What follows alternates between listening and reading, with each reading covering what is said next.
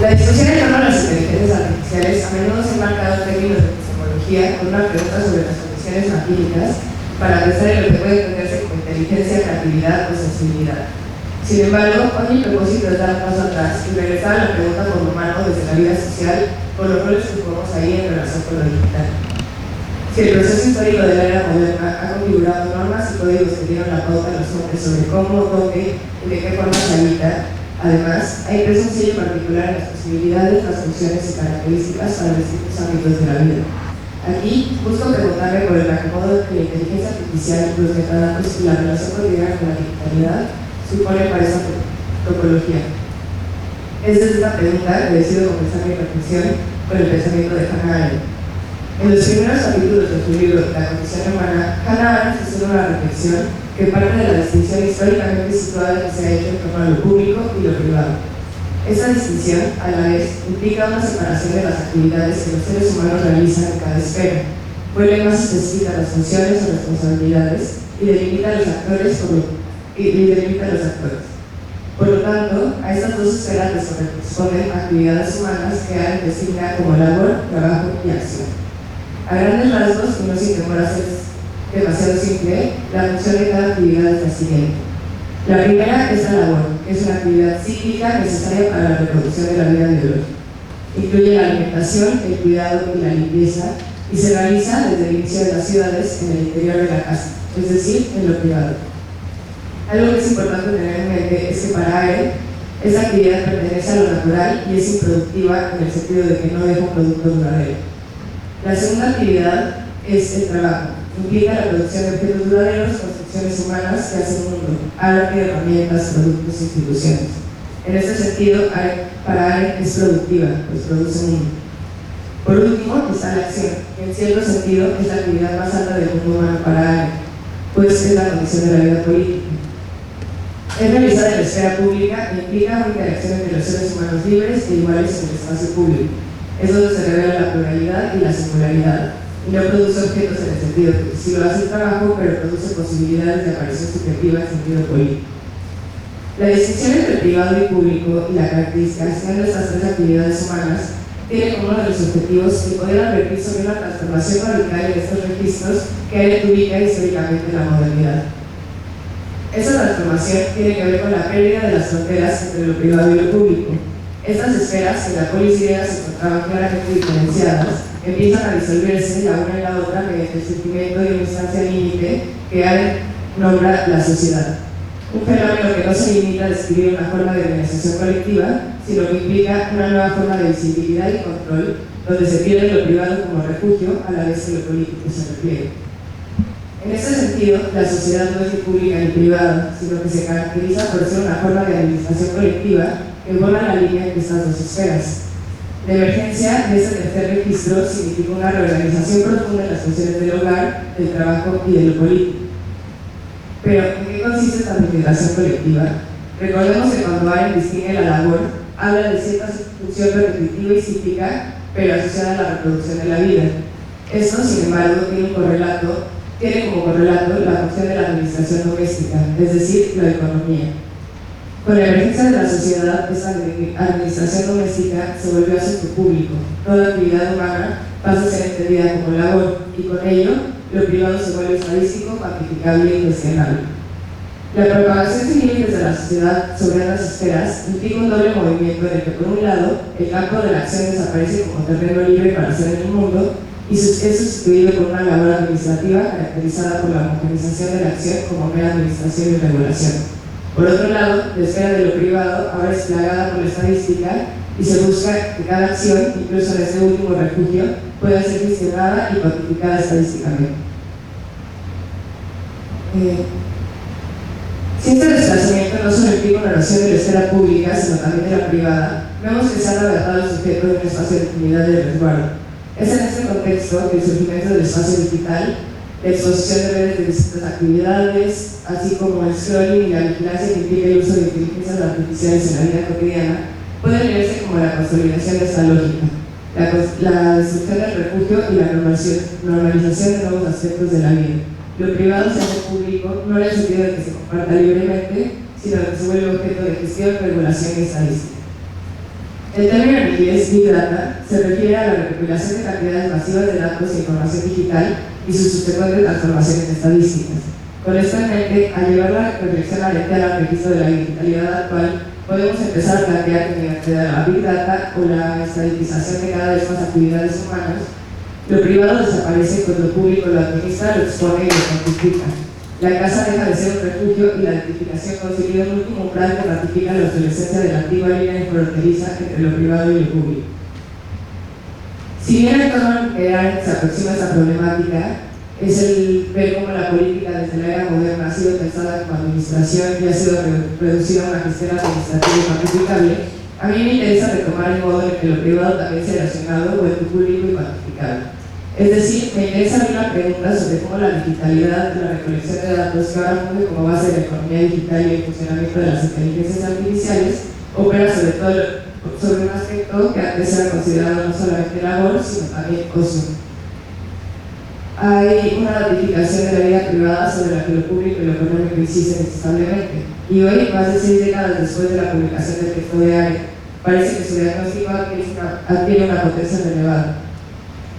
¿Qué sucede cuando la vida privada ya no es solamente expuesta, sino convertida en dato? ¿Qué pasa cuando el ocio, el afecto, el aburrimiento e incluso el silencio son registrados, cuantificados y valorados por plataformas que operan bajo la lógica de Big Data? ¿De qué modo la lógica de la amplificación digital no solo amplía la capacidad de observación de lo privado, sino que lo reconfigura como base de datos desde lo que ARE denominaría como estadística? Es en este contexto que propongo una relectura del planteamiento arendtiano para pensar el modo en el que el capitalismo digital transforma las relaciones sociales. En este marco, la privacidad no desaparece solamente como derecho, sino como una condición ontológica, sin espacio de repliegue y sin margen de opacidad. El sujeto se ve completamente transparente. Y esta transparencia no es totalitaria en el sentido clásico, sino más bien una multitud de pequeñas capturas dispersas, fragmentarias, automatizadas, que convierten la existencia en un insumo constante para la producción de valor. Es decir, este salto hacia lo público no implica solamente administración y cuantificación, sino también una economía. Con esto en mente, me interesa ahora exponer cómo esta relación de lo privado y lo público a favor de lo social implica también nuevos sistemas de valorización. Para hacer esto, me interesa retomar ciertos cuestionamientos que han hecho autores del marxismo feminista como Nancy Fraser y Silvia Federici a la distinción entre labor y trabajo. Recordemos que hace unas páginas clarificaba que para ARE la labor es una actividad cíclica y necesaria para la reproducción de la vida e incluye por lo tanto labores de limpieza, alimentación y cuidado. Lo fundamental que me interesa retomar aquí es que para ARE la labor es improductiva, pues no produce un mundo, objetos y capital, del modo en el que sí lo hace la esfera del trabajo. Es precisamente esa premisa acerca del carácter improductivo de la labor lo que ha sido cuestionada por la filósofa estadounidense Nancy Fraser. Al hablar del trabajo de cuidado, remarcando siempre que este ha sido a lo largo de la historia tradicionalmente realizado por mujeres, Fraser da un paso para poder empezar a hablar del trabajo feminizado como trabajo y pago en lugar de labor improductiva, como lo planteaba ARE. Esto implica un salto interesante, pues nos deja ver que de hecho, aunque los trabajos de cuidado están históricamente inscritos en lo privado y por lo tanto fuera del sistema tradicional de trabajo y salario, de hecho pueden valorizarse, o mejor dicho, producen siempre valor que permite la reproducción misma del capital. Mi postura es que tanto la conceptualización arendtiana sobre la noción de lo privado como el subsecuente cuestionamiento desde los marxismos y los feminismos nos sirve para pensar cierta analogía entre la producción de Big Data y el trabajo y pago de las mujeres. Fraser sostiene que el subsistema económico del capitalismo depende de actividades de reproducción social externas a él que forman una de sus condiciones de posibilidad de fondo.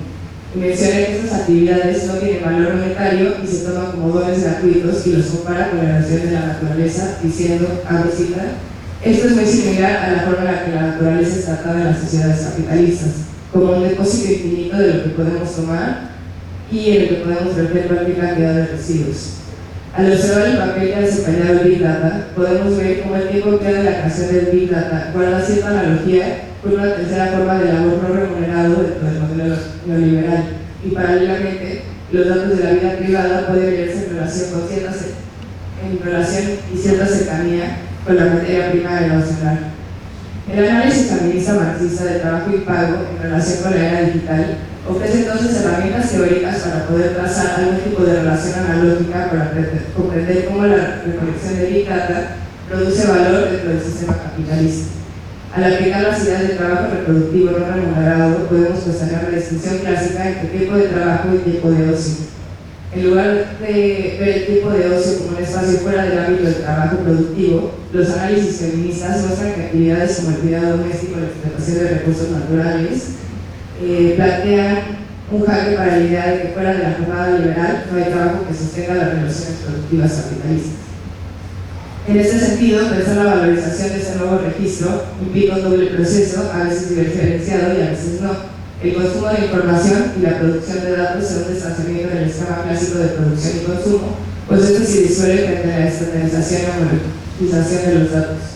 Esto presenta una nueva dimensión del capitalismo en el que el trabajador de masa es sustituido por el trabajador socializado en sentido alimpiano, dando lugar a una nueva época en la que lo productivo está cada vez más diseminado en el conjunto de la sociedad.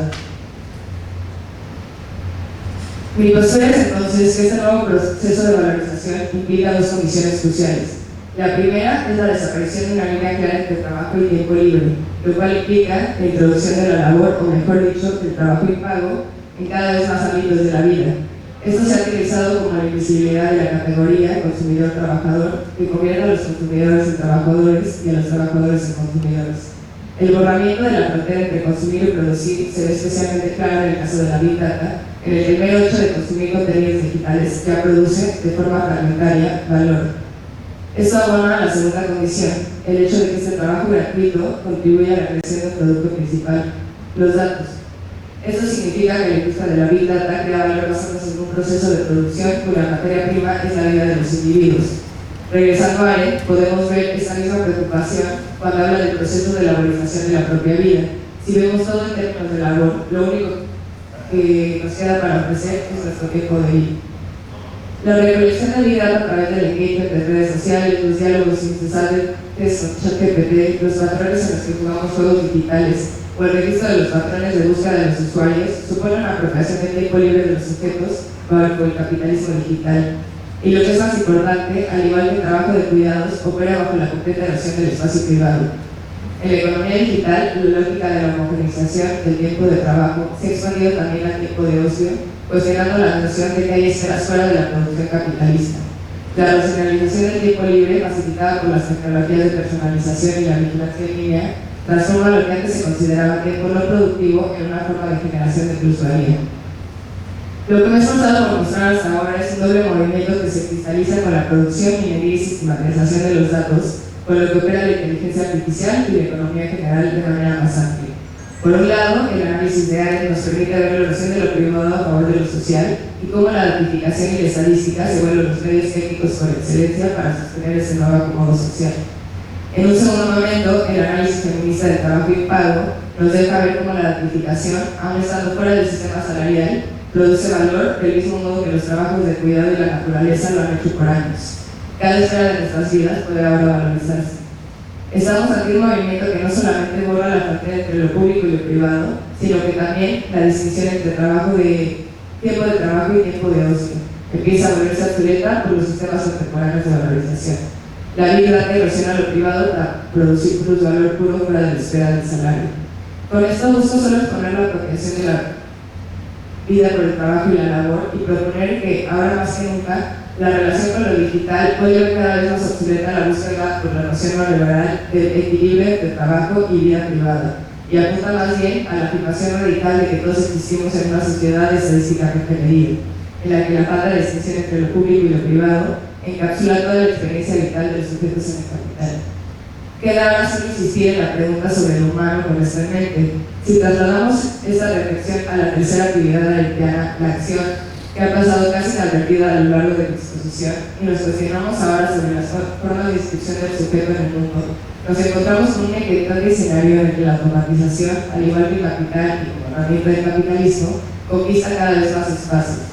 Si hay la advertida de que la sociedad, en todos sus niveles, busca excluir la posibilidad de acción como anteriormente lo fue en esperanza familiar, podemos preguntarnos: ¿qué pasa con la producción de acción, de la posibilidad de expresión subjetiva de pluralidad en los tiempos de la Big Data? No se trata únicamente de denunciar la expropiación estadística de la vida, de limitarse a un gesto nostálgico por la privacidad perdida o la búsqueda del salario por nuestro tiempo invertido en redes.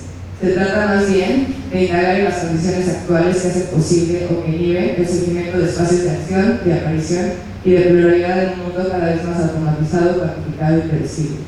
La pregunta por lo humano en este contexto no puede responderse desde una esencia abstracta, una pregunta por el conocimiento, sino también desde la posibilidad concreta de intervenir, de comenzar algo nuevo y de hacer un mundo en común más allá de los imperativos de eficiencia, productividad o conducta.